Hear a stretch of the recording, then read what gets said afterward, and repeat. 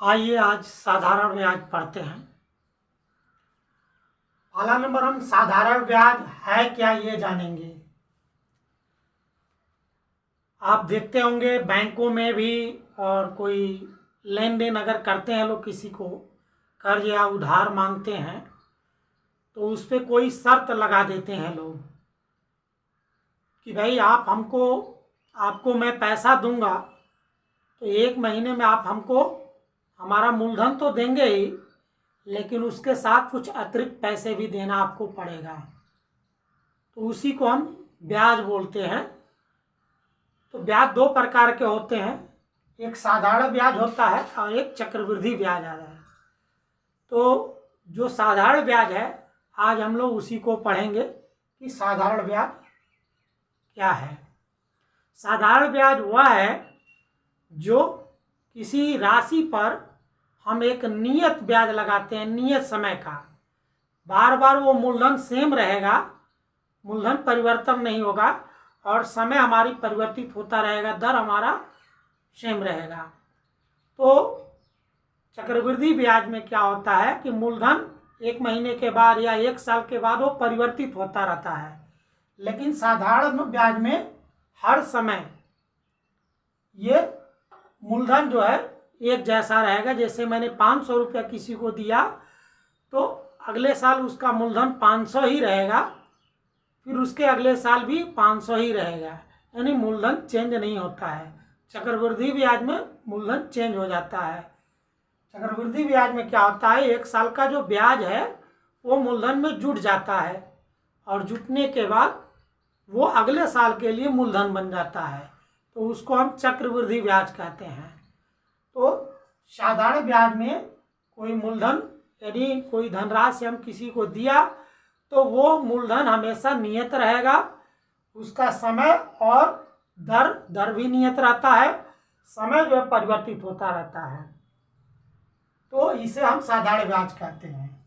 इसके कुछ basic formula है, यानी सूत्र है, उसको मैंने अपने व्हाइट बोर्ड पे लिखा है। साधारण ब्याज यदि निकालना है आपको तो मूलधन गुणे समय गुणे दर बटा 100 करेंगे और इसको गणना कर देंगे, लगा देंगे कैलकुलेटेड, तो ये सवाल आपका निकल जाएगा साधारण ब्याज। अब इसी को जैसे हम शॉर्टकट फॉर्म में लिखते हैं, पी का मतलब होता है मूलधन, टी का मतलब होता है समय और आर का मतलब होता है दर, और बटा 100 कर देंगे। कभी कभी यही शॉर्टकट लिखते हैं और कभी ये पूरा लिखते हैं। यदि हमको मूलधन निकालना होता है, देखिए साधारण ब्याज पहले निकाल रहे थे तो ये सब फार्मूला लगाएंगे हम। यदि हमको मूलधन निकालना है तो ये लगाएंगे फार्मूला 100 गुणे साधारण ब्याज बटा समय गुणे दर। इसको अगर शॉर्टकट फॉर्म में लिखेंगे तो 100 साधारण ब्याज को SI कहते हैं, सिंपल इंटरेस्ट बोलते हैं इसे, T फॉर टाइम होता है, गुणे R फॉर रेशियो होता है। तो ये दर हो गया, T समय हो गया, R जो है दर हो गया। यदि समय निकालेंगे तो ये 100 गुणे साधारण ब्याज बटा मूलधन गुणे दर हो जाएगा। इसको शॉर्टकट फॉर्म में 100 गुणे SI बटे P गुणे R लिख सकते हैं। फिर उसी तरह दर यदि निकालना है तो 100 गुणे साधारण ब्याज हो जाएगा बटा मूलधन गुणे समय बराबर 100 गुणे SI बटा P गुणे T। ये आपका शॉर्टकट है और ये पूरा व्याख्या करके बताया गया है। यही 4 फार्मूला आपके ज़्यादातर यूज होगा साधारण ब्याज के केस में। यदि मान लीजिए अभी हमें फार्मूला मालूम हो गया है तो हम कोई सवाल लगा के आपको दिखाते हैं।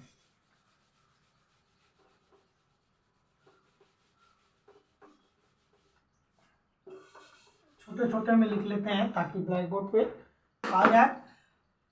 मान लीजिए हम किसी चीज का हमको साधारण ब्याज ज्ञात करना है, मूलधन दे दिया है, मूलधन दिया है, मान के चलिए 500 रुपया दे दिया है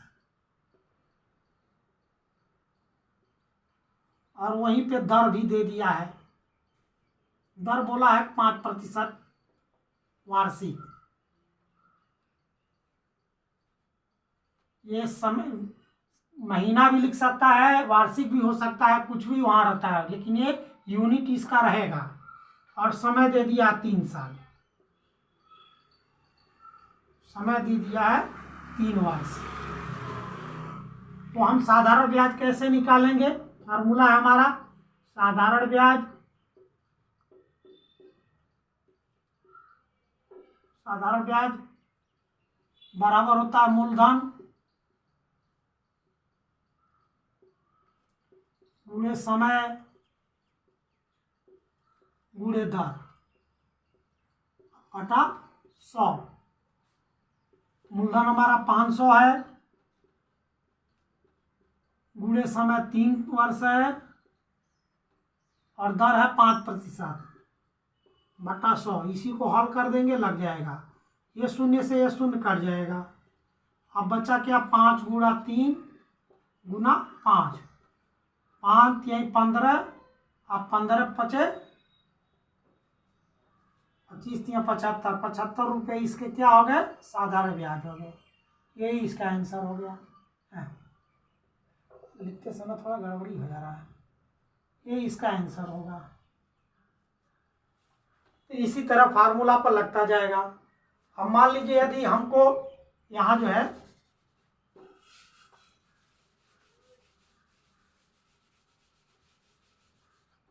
यहाँ हमको मूलधन नहीं मालूम है,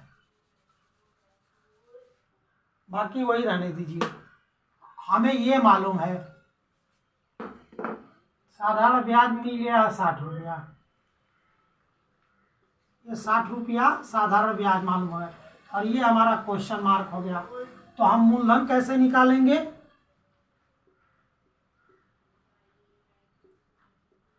मूलधन बराबर होता है 100 गुणा साधारण ब्याज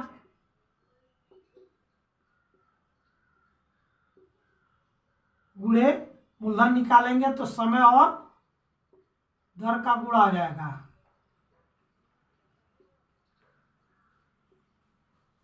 सौ गुणे साधारण ब्याज क्या दिया है? 60 दिया है, 60 लिख दिया। और समय कितना दिया है? 5, समय 3 दिया है, 3 वर्ष, और ब्याज दिया है 5। अब इसी को हम लगा देंगे। ये हो गया 3 गुना 6, ये कट गया, और ये 5 चौक को 20, यानी 100 गुणे 4, 100 यहाँ बचा, 4 यहाँ बचा, यानी मूलधन क्या होगा? 400 रुपये हो जाएगा। ठीक, ये हमारा आंसर है। आसान है सवाल लगाना। अब देखिए, अभी मैंने पहले हमने साधारण ब्याज निकाला, मूलधन निकाल लिया 400 रुपया। फिर यदि हम देखते हैं कि अब समय निकालते हैं, कुछ परिवर्तन कर देते हैं उसी में। मान लीजिए यहाँ समय हमको निकालना है, दर दे दिया है, मूलधन दे दिया है, और ये भी दे दिया है। ये मान के चलिए 360 रुपया दे दिया मूलधन। ठीक, अब हमें समय निकालना है। समय कैसे निकालेंगे? समय बराबर भी होता है 100 गुणा साधारण ब्याज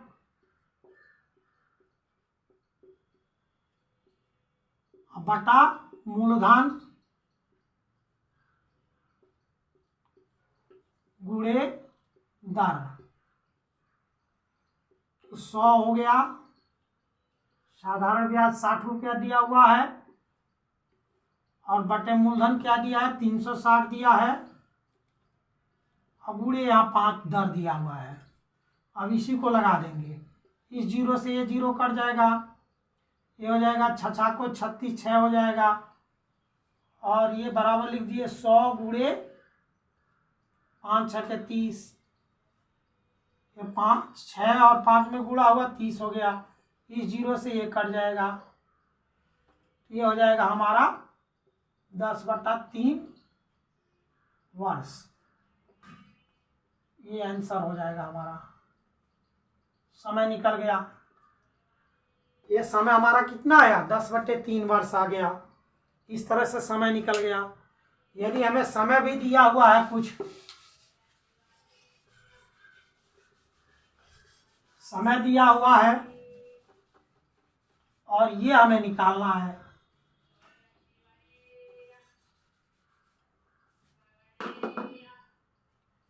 ये हमें दर निकालना है, और मान लीजिए बाकी सब वही है, समय निकालना है। समय दे दिया 6 वर्ष, मान के चलिए 6 वर्ष दे दिया है। अब हमें क्या निकालना है, दर निकालना है। तो दर बराबर होगा 100 गुणा साधारण ब्याज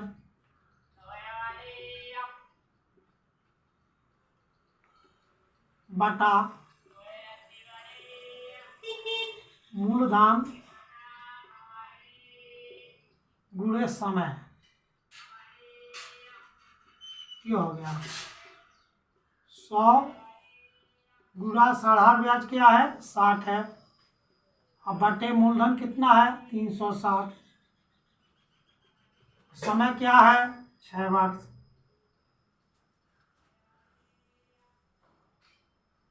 6 वर्ष 6 वर्ष है, तो ये 6 दहा में 60 हो गया, इससे 0 कट गया, बचा क्या, 100 बटा 36। इसको काट देंगे, ये 50 हो जाएगा, ये 18 हो जाएगा, फिर ये 25 हो जाएगा, फिर 9 हो जाएगा, अर्थात 25 बटा 9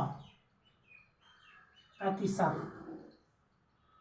ये इसका दर हो गया। इसका आंसर क्या हुआ, 25 बटा 9 प्रतिशत। ये इसका आंसर हो गया।